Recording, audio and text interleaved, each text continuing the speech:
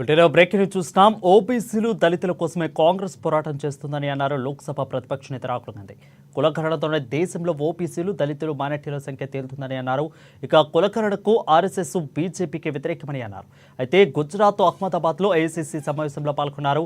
దేశంలోని సంపదంతా అగ్రవర్ణాల చేతిలోనే ఉందని అన్నారు. కాంగ్రెస్ అధికారంలోకి వస్తే పేదలకు పంచుతామని అన్నారు. ప్రధాని మోదీ 24 గంటల ఓబీసీ దళితుల గురించి మాట్లాడతారని, కానీ ఏం చేయరని అన్నారు. మహారాష్ట్ర ఎన్నికల్లో అక్రమాలతోనే బీజేపీ గెలిచిందని అన్నారు రాహుల్ గాంధీ.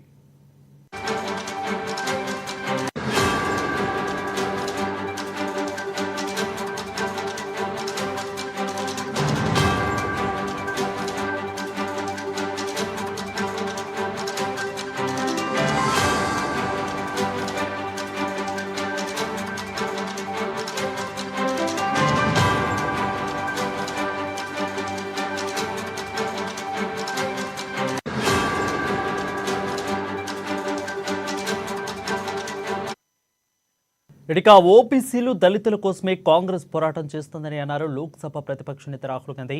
కులగణనతోనే దేశంలో ఓబీసీలు దళితులు మైనార్టీల సంఖ్య తేలుతుందని అన్నారు. కులగణనను ఆర్ఎస్ఎస్ బీజేపీ వ్యతిరేకమని అన్నారు. ఇకైతే గుజరాత్ అహ్మదాబాద్లో ఏఐసీసీ సమావేశంలో పాల్గొన్నారు రాహుల్ గాంధీ. దేశంలోని సంపదంతా అగ్రవర్ణాల చేతిలోనే ఉందని అన్నారు. కాంగ్రెస్ అధికారంలోకి వస్తే పేదలకు పంచుతామని అన్నారు. ప్రధాని మోదీ 24 గంటలు ఓబీసీ దళితుల గురించి మాట్లాడతారని, కానీ ఏం చేయరని అన్నారు. మహారాష్ట్ర ఎన్నికల్లో అక్రమార్కలతోనే బీజేపీ అధికారంలోకి వచ్చిందని అన్నారు రాహుల్ గాంధీ. नहीं चाहते कि इस देश में दलितों को, आदिवासियों को, पिछड़ों को, गरीब जनरल कास्ट को, माइनॉरिटीज को कितनी भागीदारी मिलती है, हम छुपाना चाहते हैं। और वहां मैंने सामने बोल दिया कि आप छुपाइए जितना छुपाना है। लोकसभा में, राज्यसभा में हम कानून पास करेंगे, आपके बिल्कुल सामने कानून पास करेंगे, जाति जनगणना यहीं से निकालेंगे। तेलंगाना में किया और आप हैरान हो जाओगे। रेवंत रेड्डी जी ने बोला मगर डिटेल में नहीं गए। और मैं जानता हूं कि जो तेलंगाना की हालत है वो इस देश के हर प्रदेश की हालत है।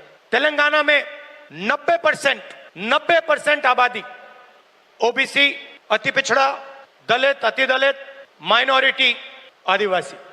तेलंगाना का कॉर्पोरेट सेक्टर देखिए, मालिकों की लिस्ट, सीईओज की लिस्ट, सीनियर मैनेजमेंट की लिस्ट, 90% में से आपको एक व्यक्ति नहीं मिलेगा। 90% की भागीदारी तेलंगाना के कॉर्पोरेट सेक्टर में है ही नहीं। आजकल 21वीं सदी में मजदूर को गिग वर्कर कहा जाता है। वो घरों में खाना ले जाते हैं, घरों में खाना पकाते हैं, पिज्जा ले जाते हैं, अमेज़न की डिलीवरी ले जाते हैं, धूप में ले जाते हैं, सड़क पे मरते हैं। तेलंगाना में उनकी लिस्ट निकाली, सारे के सारे या ओबीसी या दलित या आदिवासी। अब तेलंगाना में जाति जनगणना ने एक बिल्कुल नया औजार दिया है। तेलंगाना में हम सचमुच में विकास का काम कर सकते हैं। तेलंगाना में हम पिन पॉइंट एक्यूरेसी के साथ भागीदारी के बारे में हर सेक्टर में आपको बता सकते हैं। और मैं खुश हुआ कि जाति जनगणना होने के एकदम बाद हमारे चीफ मिनिस्टर ने और हमारी टीम ने ओबीसी रिजर्वेशन को 42% तक पहुंचा दिया है। हम सुपर पावर की बात करते हैं, मगर जब धन की बात होती है, भागीदारी की बात होती है, कॉर्पोरेट इंडिया की बात होती है, चाहे प्राइवेट अस्पताल हो, प्राइवेट एजुकेशन सिस्टम हो, 90% उसमें है ही नहीं।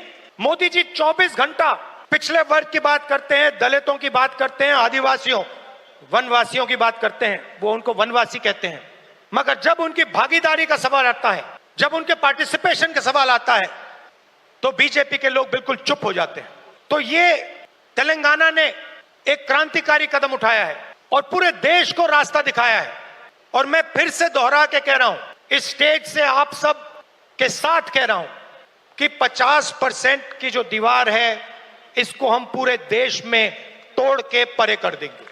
और जो शुरुआत हमने तेलंगाना में की है, वो ही हम दिल्ली में पूरे हिंदुस्तान